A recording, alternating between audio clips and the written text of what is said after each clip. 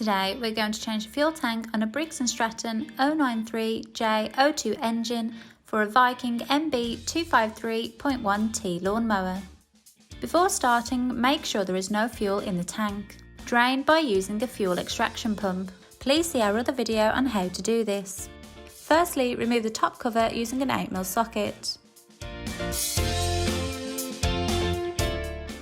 Slowly ease the fuel tank away from the mower.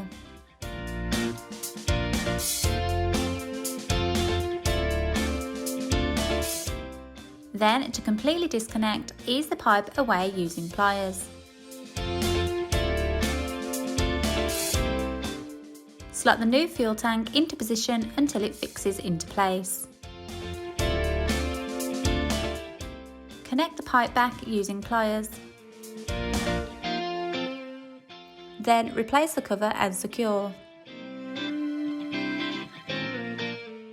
That's how you change the fuel tank on a Briggs & Stratton engine for the Viking Lawn Mower. All the parts and tools needed for this task are listed in the description below. Please like, share and subscribe if you found this video helpful.